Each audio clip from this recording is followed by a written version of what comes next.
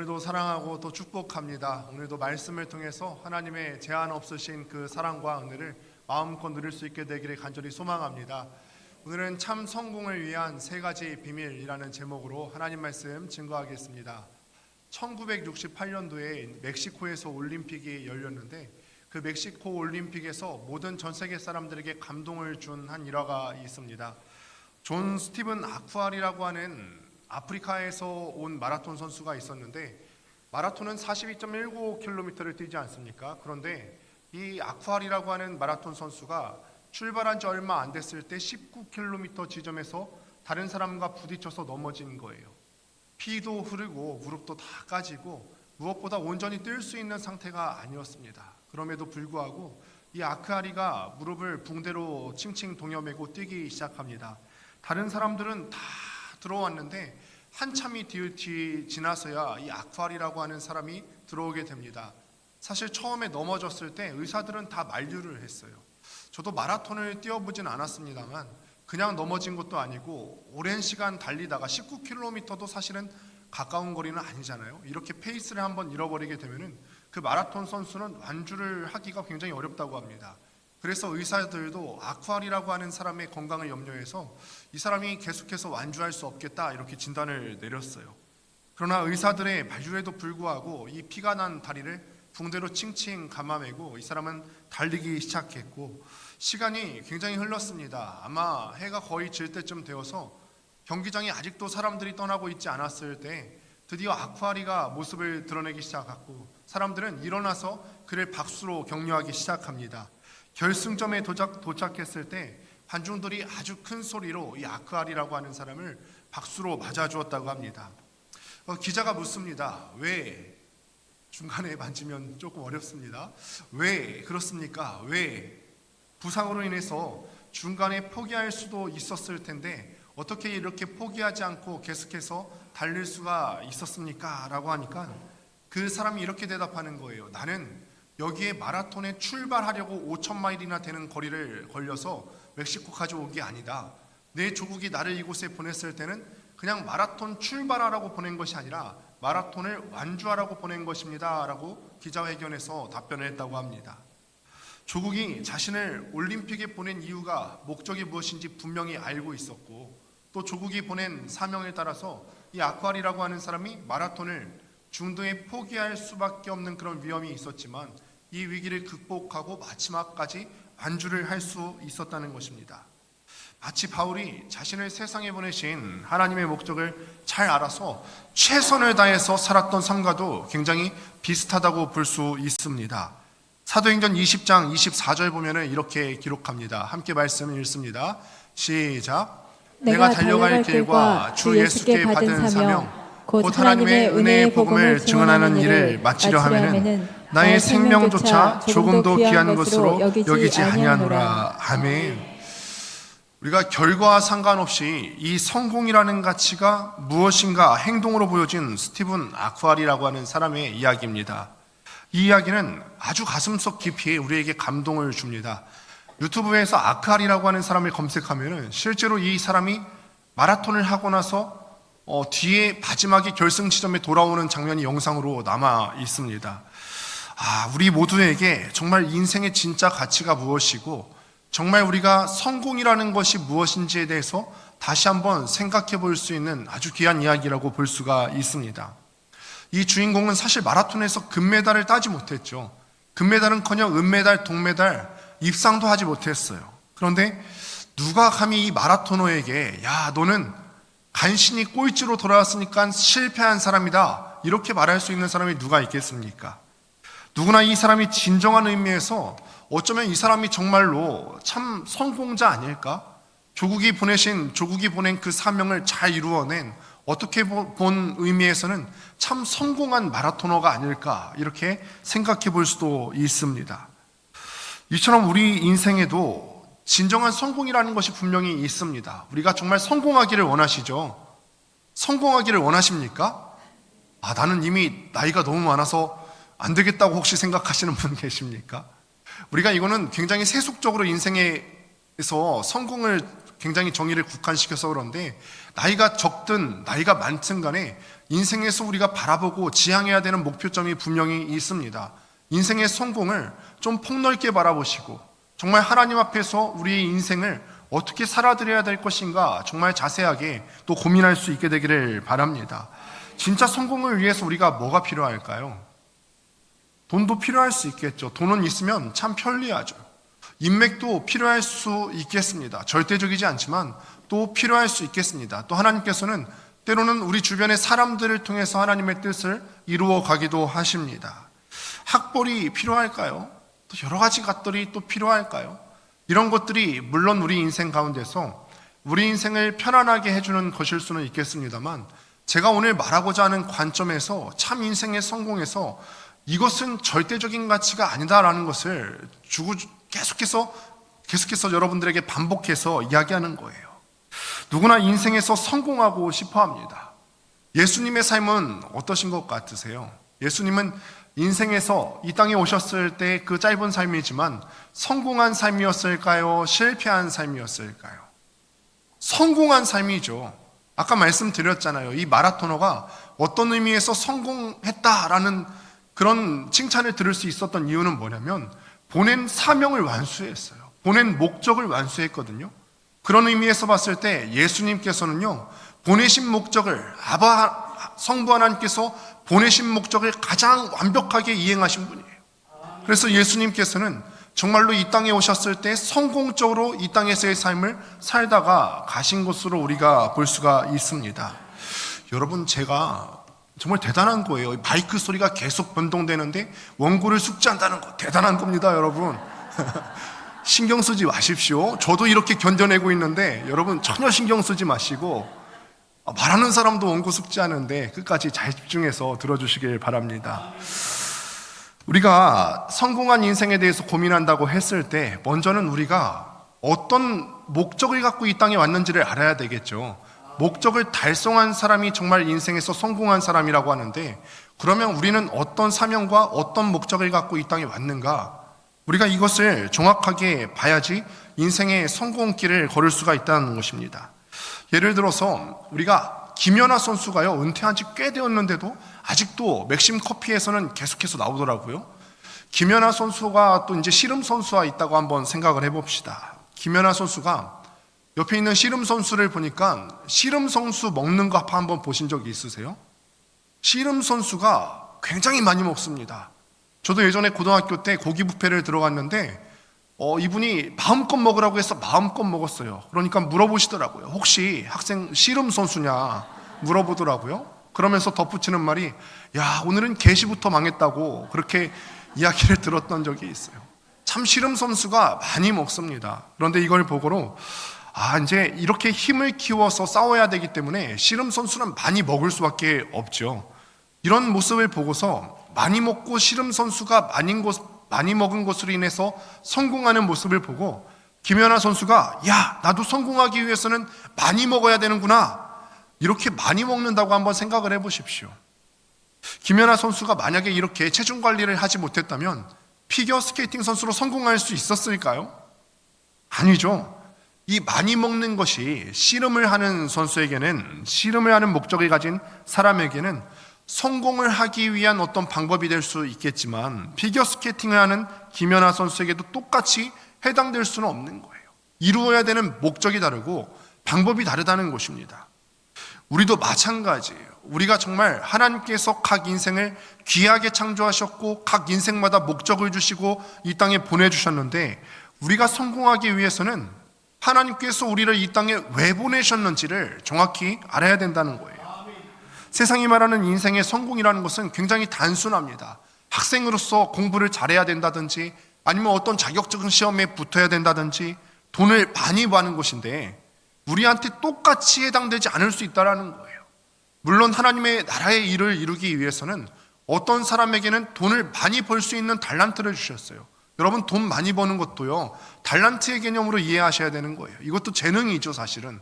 그런데 그 재능을 갖고 어떤 일을 하느냐가 중요한 것이죠. 돈을 많이 벌어서 하나님의 일을 하는 것이 중요한 것이고, 내가 노래를 잘할 수 있는 재능을 받았으면 그 재능을 갖고 하나님의 일을 하는 것이 중요한 것이지, 우리가 받은 달란트를 가지고 이것을 사람들을 차등하고 사람들을 차별하면서 교만할 필요가 없다라는 거예요. 그럼 우리가 첫 번째로 알아야 되는 것은, 나는 그렇다면 과연 어디에서 왔을까? 우리가 잘 아는 요한복음 3장 16절 말씀을 보면은 우리가 이미 다 암송해서 알고 있는 구절인데 이렇게 말씀하죠. 하나님이 세상을 이처럼 사랑하사 독생자를 주셨으니 이는 그를 믿는 자마다 멸망하지 않고 영생을 얻게 하려 하심이라. 아멘. 이 말씀에서 하나님께서 이 세상을 너무나 사랑하셔서 예수 그리스도를 보내주셨다라고 말씀하신 거예요. 보내셨다고 하는 것은 원래 있던 곳이 있고 보냄받은 장소가 있다는 것인데, 원래 예수님께서는 하늘아버지의 보좌 옆에서 계시다가 그 하늘 보좌를 함께 누리실 수 있었는데, 하나님께서 죄인을 구원하시기 위해서 이 땅에 보내셨어요. 예수님께서 이 땅에 오신 것은 아무런 계획 없이 이 땅에 온 것이 아니라는 말씀이에요. 오늘 본문 4절 말씀을 또 함께 보시게 되면, 함께 4절 말씀을 같이 한번 읽어보도록 하겠습니다. 시작. 그리스도께서 하나님 곧 우리 아버지의 뜻을 따라 이 악한 세대에서 우리를 건지시려고 우리 죄를 대속하기 위하여 자기 몸을 주셨으니. 아멘. 우리 예수님께서는 하나님 우리 아버지의 뜻을 따라서 아버지의 뜻을 이루어드리기 위해서 하나님 아버지의 뜻에 순종해서 이 땅에 오셨다, 이렇게 말씀이 증언합니다. 예수님은 자신이 철저한 하나님의 계획 가운데, 하나님의 섭리 가운데 하나님의 뜻으로 말미암아서 이 세상에 보냄을 받았다, 이 사실을 주님께서는 아셨어요. 주님께서는 분명히 당신이 이 땅에 왜 오셨는지를 정확하게 알고 사역하셨던 분이고, 이 세상에 보냄받은 목적을 정확하게 아시고 한 시간 한 시간에 헛주로 보내지 않고 사셨던 분이세요. 우리 또한 성공하는 인생이 되기 위해서는 내가 어디에서 보냄을 받았는지, 또 누구의 명령을 받았는지를 정확하게 알 수 있는 분별의 은사와 또 지혜의 영이 우리 가운데 가득 넘칠 수 있게 되기를 바랍니다. 창세기 1장 26절을 보면은 우리는 어떻게 지음 받았냐면 하나님의 형상을 따라서 지음을 받았어요. 그런데 이 형상은요, 영어 성경으로 하면 이미지라고 하는 단어가 쓰여지게 되는데, 우리가 이 땅에서 창조를 받았다고 하는 것은 하나님의 겉모양만 닮은 것이 아니라 하나님의 어떤 속성이라든지 거룩한 속성이라든지 아니면은 그 내재되어 있는 그 모든 모습들까지 하나님을 닮았다고 하는 거예요. 하나님께서는 우리에게 끊임없이 구약 성경을 통해서 말씀하셨었죠. 내가 거룩하니 너희도 거룩하다. 하나님께서 하나님의 이미지를 따라서 창조된 우리 사람들에게 요구하시는 바는 이것이죠. 너희가 하늘에서부터 너희를 창조하여서 이 땅에 보내셨을 때는 너희가 거룩한 삶을 살기를 바란다. 학교에서도 거룩한 삶을 살고 직장에서도 거룩한 삶을 살고, 이것이 내가 너희를 보낸 목적이다. 우리가 어디로부터 보냄을 받았는지 정확하게 기억하고 아버지 하나님께로부터 보냄을 받고 그 아버지 하나님께서는 우리에게 이런 삶을 요구하신다는 사실을 꼭 기억하며 살아갈 수 있게 되기를 바랍니다. 그래서 다시 한번 우리 마음 가운데 생각하시는 거죠. 나는 하나님에 의해서 창조된 사람이야. 하나님의 형상으로 창조됐기 때문에 다른 허탄한 일에 마음 쓸 여력이 없고 그렇게 해서도 안 돼. 우리가 우리의 오리진, 그러니까 어디로부터 창조되었는지를 정확하게 알고 있는 사람은 인생에서 허투루 시간을 보낼 수 있는 사람이 없다라는 거예요. 여러분, 두 번째 비밀은 나는 왜 존재할까라는 것을 아는 것이 굉장히 중요하다고 볼 수 있습니다. 예수님이 왜 이 세상에 보냄을 받았는지 마태복음 1장 21절 같이 한번 읽어보겠습니다. 시작. 아들을 낳으리니 이름을 예수라 하라. 이는 그가 자기 백성을 그들의 죄에서 구원할 자이심이라 하니라. 아멘. 이 말씀에서 예수 그리스도께서 이 땅에 오신 이유가 뭐라고 증언하죠? 자기 백성을 죄에서 구원하기 위해서 예수 그리스도께서 이 땅에 보내심을 받았다. 이유를 자기 백성을 그들의 죄에서 구원하기 위해서 말씀합니다. 4절은 하나님께서 성자 하나님 예수 그리스도를 이 땅에 왜 보내셨는지 이유에 대해서 알려줍니다. 예수님은 이 땅에 죄와 사망으로 가득 차 있는데 이 죄와 사망으로 가득한 세상으로부터 우리를 구원하고 건지시기 위해서 오셨습니다. 예수님은 하나님의 뜻을 따라서 분명한 목적을 갖고 이 땅에 오셨어요. 인생의 성공을 위한 두 번째 비밀은 내가 이 땅에 왜 왔는가? 도대체 하나님께서는 나를 이 땅에 왜 보내셨는가를 정확히 아는 것이 필요합니다. 우리는 자주 비전에 대해서 생각합니다. 꿈에 대해서 생각하고 앞으로 내 삶이 어떻게 되었는지에 대해서 될지에 대해서 끊임없이 계획을 세웁니다. 나이가 드신 분들도 나이가 적은 사람들도 자기 앞날에 대해서 계획을 세웁니다. 하나님께서 이미 이 지구상 위에요 70억이나 되는 사람들을 창조하셨는데요, 이 사람들을 창조하셨음에도 불구하고 70억 위에 나를 또 창조하신 것은 하나님께서 나를 통하여 하시고자 하는 일이 있기 때문에 나를 창조하신 줄로 믿습니다. 그러니 여러분들 한 사람 한 사람은 나는 그냥 70억 중에 한 명이야, 나 같은 사람 한 명쯤이야, 이렇게 생각하실 것이 아니라 정말 귀한 가치로 창조되었다는 거. 70억이라는 인구, 수없이 많은 사람이 있지만 그럼에도 불구하고 하나님께서 나를 창조하시고, 그럼에도 불구하고 하나님께서 나를 우리 권능교회로 불러주시고, 그럼에도 불구하고 하나님께서 나를 직장으로 보내시고 나를 가정으로 보내신 것은 내 가정 가운데서, 우리 권능교회 가운데서, 우리 직산지역에서, 내 직장에서 하나님께서 나에게 맡기실 일이 있기 때문에 보내신 거예요. 그러니 여러분 꼭 기억하십시오. 나는 하나님의 명령을 받은 파송받은 사람이에요. 파송받은 사람입니다. 그러니 우리가 책 중에서도 하나님의 대사라고 하는 말이 있는데, 대사는 본국에서 최고 통수권자의 명령을 위임받아서 그 땅에 가서 통수권자의 명령을 이행하는 사람인데, 내가 하나님의 대사라는 생각을 갖고 살아갈 수 있게 되기를 바랍니다. 하나님의 대사로서 학교에서 살아가셔서, 그리고 하나님의 대사로서 직장에서 살아가시고, 하나님의 대사로서 우리 가정에서 또 교회에서 하나님의 맡은 사역들을 잘 감당할 수 있게 되기를 간절히 소망합니다. 세 번째는, 그렇다면 나는 어떻게 살아야 할 것인가? 나는 어떻게 하면 하나님께 영광을 돌리고 성공한 인생을 살 수 있을까? 4절을 보면은 우리 주님께서 어떻게 하셨습니까? 우리를 대속하기 위해서 자기 몸을 주심으로 하나님 관점에서 봤을 때 성공한 인생을 사셨어요. 우리 주님께서는 하나님께서 맡겨주신 사명의 완수를 위해서 자기 몸을 주시기까지 하셨습니다. 인생 성공을 위한 세 번째 비결은 하나님께서 우리에게 주신 사명을 완수하되 끝까지 감당하는 것입니다. 우리가 잠시 잠깐은 반짝할 수 있거든요. 내가 잠깐 어떤 감정적인 카타르시스에 의해서 잠깐 반짝할 수는 있어요. 그런데 우리가 서점에 가보시면은 정말 귀한 책은 베스트셀러보다 스테디셀러가 훨씬 더 귀한 책일 경우가 많습니다. 예전으로부터 계속 고전으로부터 내려오는 책들, 스테디하게 꾸준하게 내려오는 책들이 정말 가치 있는 책일 확률이 많습니다. 하나님께서 우리에게 원하시는 것은 잠시 잠깐 반짝하는 것이 아니라 사명이 주어졌을 때 내가 목숨 바쳐서 이 일을 완수해야 되는 줄로 믿고 끝까지 달려나가야 되는 그 사람인 줄로 믿습니다. 인생 성공을 위해서 정말 세 번째 비밀은 하나님께서 맡겨주신 사명을 완수하는 거예요. 아까 마라토너 이야기를 듣지 않았습니까? 조국이 나를 여기에 보낸 것은 마라톤을 출발하라고 보낸 것이 아니라 마라톤을 완주하라고 보냈어요. 하나님께서 우리를 각 사람 가운데 각 사람을 창조하시고 우리의 직장으로, 가정으로, 또 우리의 교회로 보내주신 이유는 이 마라톤을 완주하라고 보내신 줄로 믿습니다. 참다운 인생의 성공은 돈을 많이 버는 것도 아니고 좋은 대학 가는 것도 아니고 좋은 직장 들어가는 것도 아닙니다. 예수님처럼 나를 이 땅에 왜 보내셨는지를 알고 맡겨주신 사명을 끝까지 완수하는 것이 참다운 성공의 비결인 줄로 믿습니다. 예수님께서 사명 완수하는 거 쉬웠을까요? 예수님께서 사명의 끝까지 완수하셨잖아요. 그런데 예수님께서는 성자 하나님이시니까 우리보다 나았겠지, 이렇게 생각할 수 있을까요?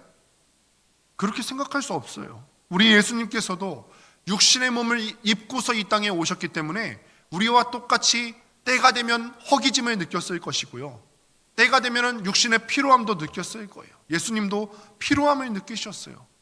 시장함을 느끼셨어요. 사람들에게 무시당하고요, 십자가에 달리는 그 수치와 고통을 감내하기까지 했습니다. 그래서 예수님께서는 십자가를 지시기 전에 그 육신으로 모든 고통을 당해야 될 그 고통이 어떤 것인지를 알았기 때문에 하나님, 제가 이 잔을 돌릴 수 있거든 돌려주세요. 그러나 아버지의 뜻이거든 아버지의 말씀대로 되기를 원합니다. 이렇게 기도하실 수 있었던 거죠. 예수님이 사명을 완수하는 길에는 성자 하나님이라고 해서 아무런 방해나 장애물이 없었던 것 아니고, 마찬가지로 우리와 동일하게 고통과 장애물이 성자 하나님의 육신의 몸을 입고 살아가는 이 땅 가운데서도 분명히 있었습니다. 그러나 이 장애를 이겨낼 수 있었던 까닭은 우리 주님께서 나를 이 땅에 보내신 하나님의 뜻을 알았기 때문에, 하나님께서 정말 이 땅에 나를 보내신 그 사명을 무엇인지 정확하게 파악할 수 있기 때문에, 한시도 그것을 잊지 않고 있었기 때문에 그 길을 묵묵히 걸어갈 수 있었다라는 것입니다. 오늘 본문의 저자인 바울도 마찬가지입니다. 아까 말한 바울이 쓴 다른 본문인 사도행전 20장 24절을 우리의 고백으로 다시 한번 같이 한번 크게 한 목소리로 읽어보겠습니다. 시작. 내가 달려갈 길과 주 예수께 받은 사명 곧 하나님의 은혜의 복음을 증언하는 일을 마치려 하면은 나의 생명조차 조금 더 귀한 것으로 여기지 아니하노라. 아멘. 우리가 잘 알았죠. 원래는 바울이 예수 그리스도를 만나기 전에는 잘 몰라서 그랬어요. 예수님을 믿고 따르는 사람들을 잡아 가두고 심지어 죽이기까지 했어요. 바울이 몰라서 그랬어요. 그러나 그가 예수님을 만나고 변화되고 난 다음부터는 예수님을 따르는 사람으로 완벽하게 변화되게 되죠. 왜냐하면 그가 예수님을 만난 자리에서 자기 사명을 깨달았기 때문에 그래요. 아, 내가 이것을 위해서 지으심을 받았구나. 내가 이것을 위해서 하나님께서 나를 이 땅에 보내시고 내가 하나님께 창조를 받았구나. 자기 인생의 목적을 아니까 내가 이 목적을 이루기 위해서는 내 목숨도 조금 더 아깝지 않냐게 그렇게 여기고 달려갈 수 있게 되었다는 거예요. 그러니 우리에게 정말 중요한 것은 무엇이냐면 하나님께서 나를 이 땅에 왜 보내셨는지를 아는 것이 중요하고, 이것을 명확하게 알고 매일같이 이것을 기억하면서 달려나가는 사람은 내 목숨이 다하는 그날까지 그 명령을 붙잡고 나아갈 수 있게 된다는 거예요. 원리 바울의 이야기가 아니라 우리나라 여러 믿음의 조상들 가운데서도 이런 이야기들을 많이 볼 수가 있습니다. 우리 그리스도인들이 존경하는 주기철 목사님 다 아실 겁니다. 일제강점기 시대 때 일제의 신사참배를 반대해서 감옥에 갇히고 모진 고문을 다 받았습니다. 일제는 주 목사님에게 우리가 다 아는 고문을 받으셨는데 5m 되는 널빤지 위에다가 못을 아주 촘촘히 박았어요. 그리고 나서 신사참배를 하든지 아니면은 이 못판 위를 걸어가라 이렇게 명령하죠. 사실은 그 이전에 숱하게 회유했어요. 며칠을 굶겨놓은 다음에 밥상을 잘 차려놨는데, 그런데 이 주기철 목사님이 그 밥상을 딱 차려놨을 때 얼마나 이것을 뛰어들어서 먹고 싶었겠습니까? 그런데 먹으려고 딱 고개를 숙이고 먹으려고 할 때 앞에 보니까 그 앞에 신사참배가 딱 있는 거예요. 그래서 그 밥상을 뒤엎으셨죠. 이 모판에 걸어갈 때 주기철 목사님이 그 누구도 들어보지 못했던 찬양을 부르기 시작합니다. 발등에서는 밑에서부터 뚫고 나온 못으로 인해서 피가 솟구치고 한 발을 내디딜 때마다 그의 얼굴에서는 고통 대신 또 승리의 웃음이 흘러넘치면서 입에서는 찬양이 또 가득 흘러나왔다고 합니다. 그뿐입니까? 주기철 목사님이 이 모판에 걸어가기 전에 수없이 많은 고문을 당했어요. 몽둥이로 맞는 것은 당연하고요, 채찍질 당하고요, 거꾸로 매다놓고 코에다 고춧가루를 뿌리기도 하고요, 입에 물 호수를 묻히고 끊임없이 물을 쏟아 부으면은 배가 막 불러올라요. 그런 고문도 당했고, 손톱에다가 가시를 계속 넣어요. 깊게 쇠 바늘을 넣습니다. 이 모진 고난을 받으면서도 주기철 목사님이 자기 사명을 잊지 않았다는 거예요. 그럼에도 불구하고 나는 하나님께서 이 신사참배하는 걸 기뻐하지 않을 걸 알기 때문에, 하나님께서 나를 이 땅에 보내신 목적대로 살기 위해서 이것을 거부하며 이것을 완강하게 거절하며 끝까지 지조를 지킬 수가 있었다는 거예요. 그래서 5번째로 구속돼서 형무소에 갇히기 직전에 자택에서 늙은 어머니와 또 아내와 20명의 평양 산정형교회 교인들이 모인 가운데서 이런 설교를 남기게 됩니다. 한번 자막을 보실까요?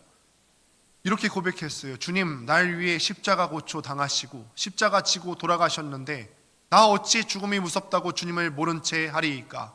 오직 일사각오가 있을 뿐입니다. 소나무는 죽기 전에 찍어야 시퍼렇고 백합화는 시들기 전에 떨어져야 향기롭습니다. 이 몸도 시들기 전에 주님 제단에 드려지기를 바랄 뿐입니다. 아멘. 우리도 일사각오로 우리의 삶을 살아갈 수 있게 되기를 바랍니다. 사명을 깨닫고 이 사명을 이루기 위해서 내 목숨을 바쳐서 그 사명을 이루고 싶은 마음이 우리에게도 있기를 원합니다. 내가 이 사명을 이루기 위해서 끝까지 내가 달려가겠습니다. 주기철 목사님 이 삶은 세상 기준에서 봤을 때는 어쩌면 실패한 인생일 수 있겠습니다. 주어진 대명대로 다 산 것도 아니고 돈도 많이 벌지 못했고 세상에서 알아주는 그런 권위도 얻지 못했어요. 그러나 주기철 목사님의 인생은 하나님께서 보셨을 때 성공한 인생인 줄로 믿습니다. 왜냐하면 목적을 완수했기 때문에 그렇습니다. 하나님께서 한 인생을 창조하면서 네가 이 땅에 보낼 때에 이렇게 살다 왔으면 좋겠구나, 그 하나님의 명령을 완수했기 때문에 주 목사님의 인생은 참 성공한 인생이 된 줄로 믿습니다. 인생의 성공은 그래서 꼭 기억할 수 있게 되기를 바랍니다. 그 길이 힘들고 어려워도 하나님을 의지하면서 하나님께서 내 인생에 주신 목적이 무엇인가, 내 직장 가운데서 내게 뭘 하기를 바라시는가, 내 가정에 하나님께서 내 남편과 결혼시킨 데는 이유가 있을 텐데, 내 아내와 결혼시킨 데는 이유가 있을 텐데, 내 자녀의 부모가 되게 하신 데는 이유가 있을 텐데, 직장에서 나의 이 직책을 맡겼을 때는 이유가 있을 텐데, 그 이유를 잘 생각하시면서 보내신 목적대로 아름답게 살아갈 수 있게 되기를 간절히 소망합니다. 말씀을 맺습니다. 여러분들께서 스스로 내게 있어서 성공이 뭐고 또 내가 성공하고자 하는 이유가 무엇일까 물어보셔야 됩니다. 살기가 빠듯해요. 이런 어떤 질문을 던지기에는 우리 삶이 너무나 바쁘고 빠듯합니다. 학생은 공부 열심히 해서 좋은 학교 가고 싶어하고, 직장인들은 승진에 목말라 합니다. 이 세상에서는 내가 조금 더 갖고 싶고, 조금 더 명예를 누리고 싶고, 조금 더 이 세상의 것들을 누리고 싶은 욕망이 언제나 우리 주변에 도사리고 있습니다. 그러나 성경 어느 곳에서도 이런 것들을 조금 더 누리고 조금 더 가져야 성공이다, 이런 것을 말하는 구절이 전혀 없습니다. 성경은 하나님께서 우리를 창조하신 목적에 따라서 하나님을 높여드리고 하나님을 찬양하고 하나님께서 우리에게 주신 사명을 완수하는 것, 완주하는 것이 인생의 성공이다 라고 말씀합니다. 그러니 우리가 하나님께서 우리에게 인생을 달려가도록 힘을 주시고 능력 주시되 끝까지 맡겨진 사명들을 완수할 수 있게 되기를 간절히 주님의 이름으로 축원합니다.